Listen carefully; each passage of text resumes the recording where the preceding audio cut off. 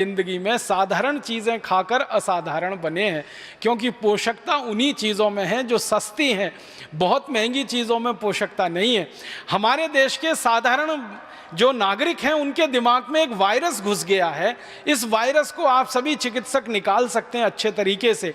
वो वायरस है कि जितनी महंगी दवा उतनी अच्छी, जितना महंगा ताकत का टॉनिक उतना अच्छा, जितना ज़्यादा फीस ले डॉक्टर उतना अच्छा।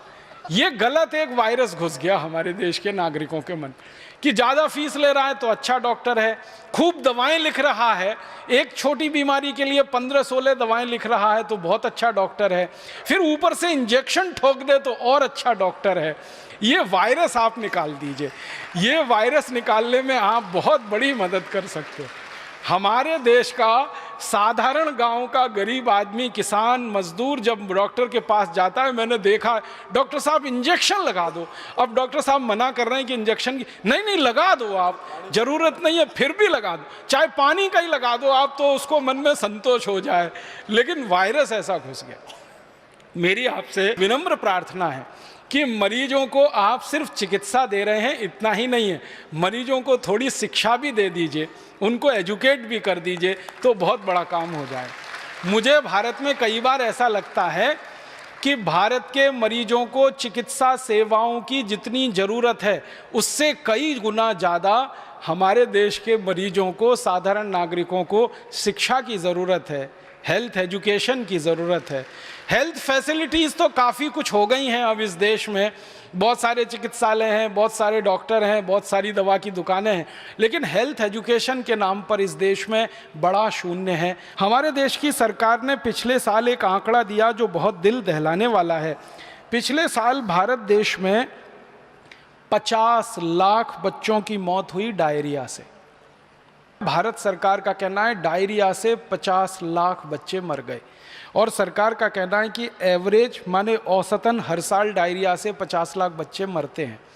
किसी साल 46 लाख होते हैं, किसी साल 54 लाख हो जाते हैं, किसी साल 52 लाख, किसी साल 48 लाख। पिछले कई वर्षों से ये एवरेज निकल रहा है कि 50 लाख बच्चे डायरिया से मरते।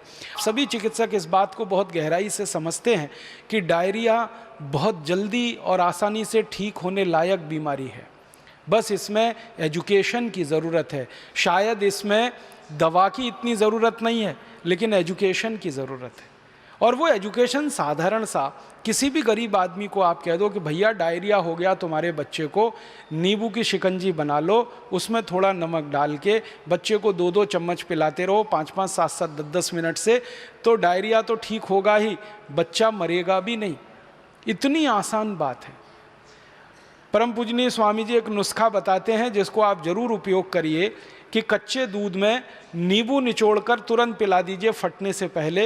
एक खुराक में ही इतना गहरा असर आता है कि दवाओं की बिल्कुल ज़रूरत ही नहीं है। तो जिस देश में कच्चे दूध में नींबू निचोड़कर डायरिया ठीक होने की पूरी व्यवस्था हो और घर में नींबू की शिकंजी बनाकर नमक मिलाकर पिलाने की सबके पास सुविधा हो, उस देश में 50 लाख बच्चे हर साल मर जाएं डायरिया से, ये एक ही बात का प्रमाण है कि हमको हेल्थ फैसिलिटी नहीं, हेल्थ एजुकेशन की बहुत ज़रूरत है इस देश को।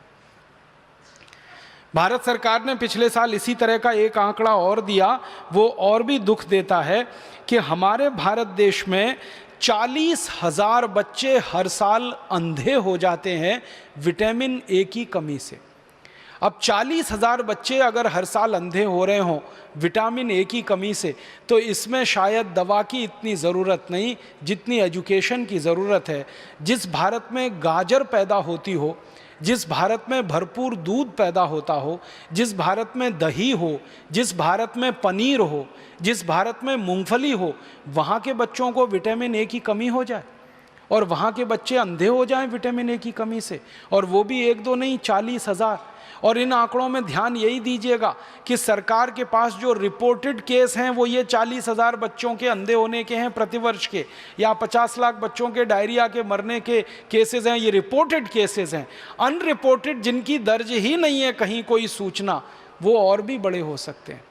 तो ये 2 आंकड़े पढ़कर तो मेरा दिल दहल गया कि जब भरपूर गाजर पैदा हो रही है और विटामिन ए की हर चीज़ इस देश में मिलती है, बहुत सारे देश हैं दुनिया में जहाँ गाजर नहीं हो सकती, बहुत सारे देश हैं जहाँ मूंगफली नहीं हो सकती, बहुत सारे देश हैं जहाँ दूध नहीं है क्योंकि जानवर नहीं है, बहुत सारे देश हैं जहाँ मक्खन नहीं है, दही नहीं है, पनीर नहीं है क्योंकि उनके यहाँ जानवरों की संख्या नहीं है। वहाँ पर विटामिन ए की कमी से हज़ारों बच्चे अंधे हो जाएं तो एक बार को समझ में आता है। भारत जैसे देश में जहाँ प्रचुर भंडार है, सस्ती कीमत पर विटामिन ए उपलब्ध है, वहाँ अगर हज़ारों बच्चे 40,000 अंधे हो जाएं तो ये बहुत दुख होता है, धक्का लगता है दिल को। आप इसमें बहुत बड़ी भूमिका निभा सकते हैं। इस तरह की जो समस्याएं हमारे देश में हैं, इनमें बहुत बड़ी भूमिका निभा सकते हैं।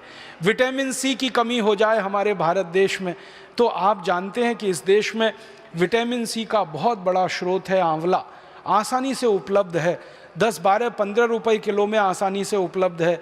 जब सीज़न आता है तब आप इसको इकट्ठा करके रख सकते हैं और इसको सालों साल इस्तेमाल कर सकते हैं। अपने पतंजलि योगपीठ की तरफ से तो आंवले के कई उत्पादन हैं, लेकिन लोग चाहें तो इसको अपने घर में ही तैयार करके हमेशा के लिए रख सकते हैं। इतना बड़ा स्रोत है विटामिन सी का। अब हमारे पास प्रकृति ने दिया, भगवान ने दिया, विटामिन ए के स्रोत हैं। विटामिन B12 की तो भारत में कभी कमी नहीं हो सकती क्योंकि यहाँ के लोग जितने तरह की सब्जियाँ खाते हैं, जितने तरह के फल, मौसमी फल खाते हैं, सवाल ही नहीं उठता कि हमको विटामिन B12 कभी कमी हो जाए। ऐसे हमारे देश में प्रकृति के द्वारा जो बहुत सारे समृद्ध पदार्थ हैं, सस्ते हैं, कीमत में आसानी से उपलब्ध हैं, हर जगह होते हैं। सबसे बड़ी बात है कि आंवला भारत में हर जगह आसानी से मिल जाता है, गाजर भारत में हर जगह आसानी से मिल जाती है, टमाटर हर जगह आसानी से मिल जाता है। तो क्यों नहीं हम इनका हमारे मरीजों में, हमारे देश के साधारण नागरिकों में प्रचलन बढ़ाएं। और इस प्रचलन को हमारे देश में जितना ज़्यादा आप बढ़ा देंगे, हमारे मरीजों की फालतू दवाओं पर निर्भरता उतनी कम हो जाएगी।